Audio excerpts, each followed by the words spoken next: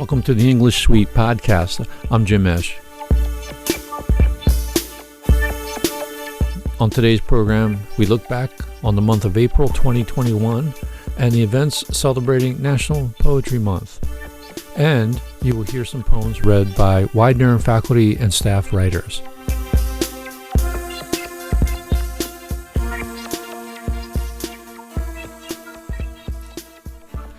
To recap what was a very active April in Widener English and creative writing, I turned to Dr. Jessica Guzman for help.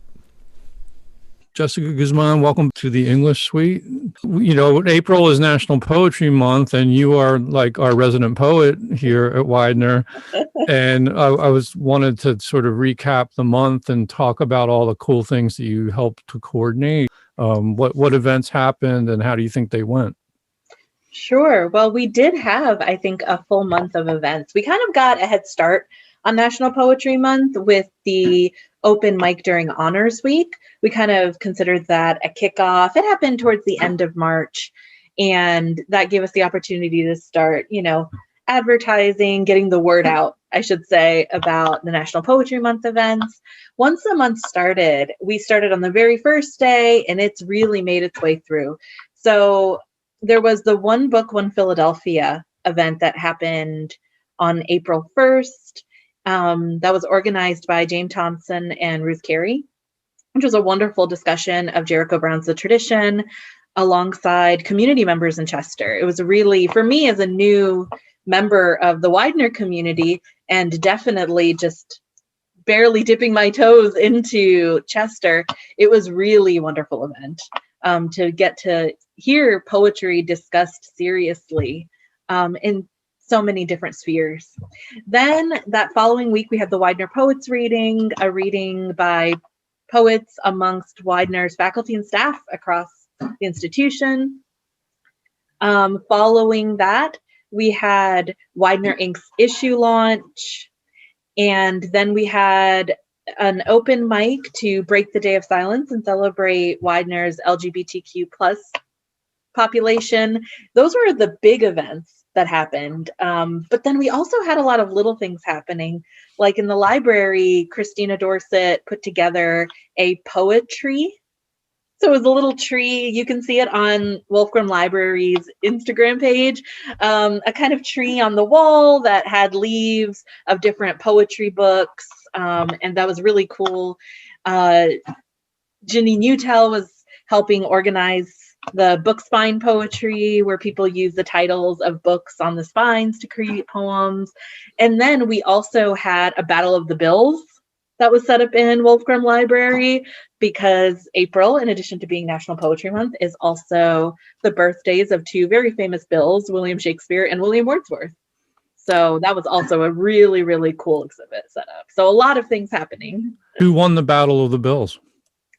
I think it's a little bit of a stalemate. I think the battle actually is perhaps the audience member, the viewer. The way that it was set up is there were all of these cards, and it would have a quote on them, and you would have to guess which bill the quote came from. Got it. Well, that is a tremendous amount of stuff for 1 month amidst a global pandemic, when none of us really are on campus much at all. And it's just amazing that we got all that done. Yeah, it really is. And I have to give so much credit to, of course, we helped out as we could in the Department of English and Creative Writing, but I have to give so much credit to Wolfgram Library and to the LGBT Task Force. Some of their members also helped plan the event for the Day of Silence. So it was definitely a community effort to put all of that together. Absolutely.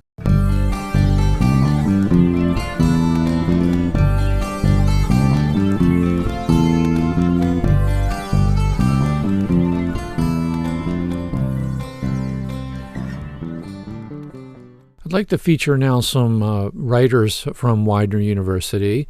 Each of these poets read their work at the Widener faculty staff poetry reading that Jessica mentioned a little bit ago. And I thought it only fitting to start with a selection written by Jessica Guzman. I'm Jessica Guzman, and this is Nighttime Spectacular, Walt Disney World Resort.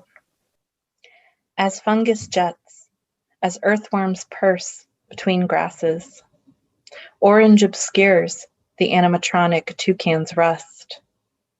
Head tilt, beak nip, wings stretching fissures in a spider web, and the tangled corndog crumb. Roped off, we wait for the parade's first purr, fans masking our sweat. Like algae on a river, everything gradual we notice at once. The service dogs bark, the fire flower's silver burst in contrails, conspiring against dusk. How must the water moccasin watch the gorilla sleep in the makeshift jungles, the boy splash on the makeshift beach, the alligator reach for his knees. The snapping guitar marks the beat, as our sneakers shadow puppet in the gift shop window, swagger with the mechanical beak. Next, we'll hear from Courtney Bambrick. Courtney is an adjunct professor at Widener. Hi, thanks, Jim, for asking me to share a poem. One of the poems that I read earlier this month was A Dystopia, and it starts with a quote from a Vice News story from November 2019 about the Pennsylvania Final Disposition of Fetal Remains Act, or House Bill 1890. It goes on to say, it's modeled on legislation Vice President Mike Pence signed into law as Indiana governor in 2016, which requires miscarried or aborted fetuses to be buried or cremated. Fetal burial laws serve no medical purpose but add additional costs and regulations on abortion providers. A dystopia. Death certificates mandated for all miscarriages. The body is not a possession. The body is community property. The body is a vessel for carrying, a hot air balloon, a yacht. The body does not deserve its brain. The brain complicates the body, assigns blame. The body has been trademarked, Body Core Unlimited, and all bodies are franchises of the body, trademark.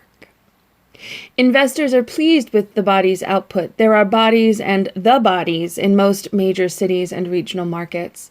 The body has achieved desirable government contracts. All branches of the military benefit from the partnership with the body. The body has established hubs internationally. Soon, enough bodies will be created to absorb losses and return to profitability. The body has bought out the brain, finally. The brain will be broken into subsidiary groups and assigned to major hubs of the body. The body redirects some former members of the brain into mid-management. Most members of the brain take the buyout. The body acquires Coca-Cola and Disney. The body acquires Luxembourg and Malta. The body enters the European Union. The body picks a fight with the UN, recolonizes most of the developing world, establishes monopolies on water and wheat. Bodies around the world are contracted to join the body. Those that resist are conscripted into service or imprisoned. Those bodies made their choice. The brain is dissolved. Residual critique of the body is met with swift violence. The earth swells and breathes the body's air. A tariff is placed on oxygen. All bodies produced by the body are subject to inspection and seizure.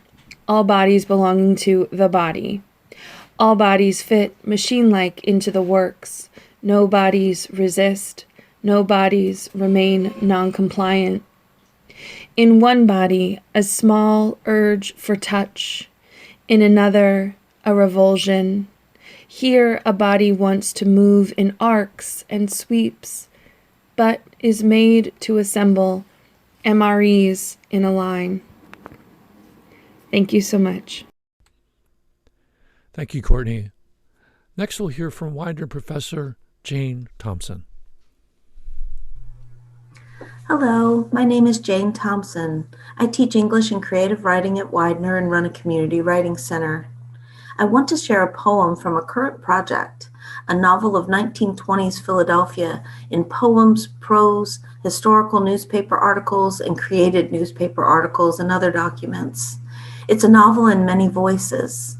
This is Lily after she meets a man whose actions will change her life. Lily made of glass. Did you hear that? As faint as a mercury dime, shining silver, striking glass. Water silver, that sound. Did you hear it? A ping to mark the moment when first I saw white moonlight strike the spiky tears in the drapes, spilling stars so pale. Did you hear that? If silver starlight striking glass could make a sound, that sound. Did you hear it? Marking the moment, I wiped sweat like glass beads from his forehead, feverish, burning. My sleepless self beneath the covers, memories like mercury rising. That sound, my heart. Thank you, Jayne. Next, we'll hear from a longtime veteran of Widener University, Ken Pobo. Hi, I'm Ken Pobo, and I recently retired from Widener in English and Creative Writing, and I've got a poem to share called I Have a Complicated Relationship with Judy Garland. I'm one of those old queers who loves Judy Garland. I've watched The Wizard of Oz at least 40 times. I don't buy There's No Place Like Home. Miss Gulch could easily nab Toto again. Home for many queers is lethal, no place like freedom from it. Yet I love working in the garden of our home. Flowers need no tight shoes. The ending of Meet Me in St. Louis makes me cry.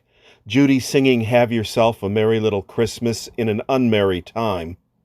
Or on her TV show, canceled after one season, Judy, Barbara, and the Merm sing together.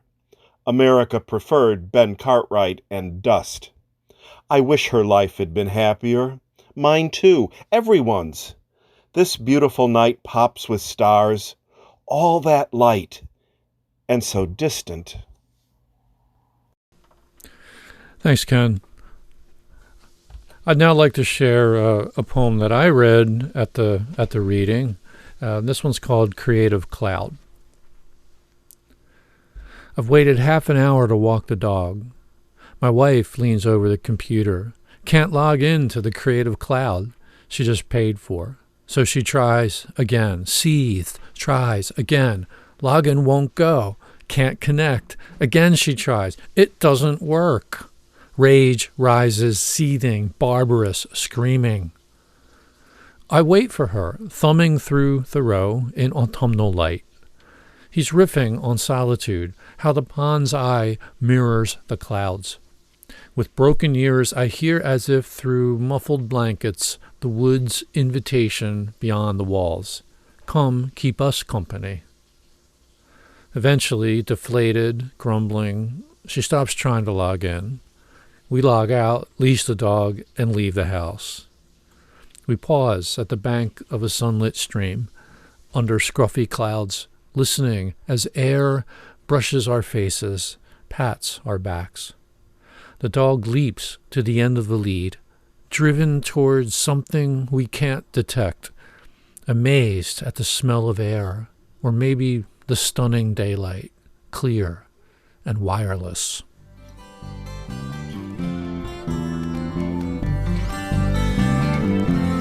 I wanted to acknowledge all the Widener faculty and staff, poets who read at the reading back in April. This would include Jayne Thompson, Geeta Tiwari, Nicole Rayfield, Ken Pobo, Tamara Oakman, Jessica Guzman, and Courtney Bambrick, and yours truly. Thanks to all, and thanks to Jayne and Ken and Jessica and Courtney for sending along some audio that I could use in a podcast. Appreciate it.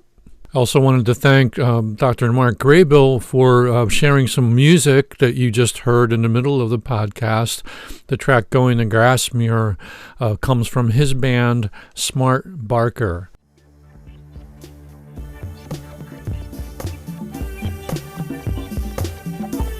The English Suite is produced by Jim Esch with assistance from Sienna Bowers, Chloe DeFlumery, Christina Giska, Matt Lomas, Gabby Naras, and Shapres Saimarai. If you've enjoyed the podcast, please consider subscribing and sharing with your friends and followers. To send feedback or get more information about Widener English and Creative Writing, email us at widenerenglishsuite@gmail.com. Thanks for listening.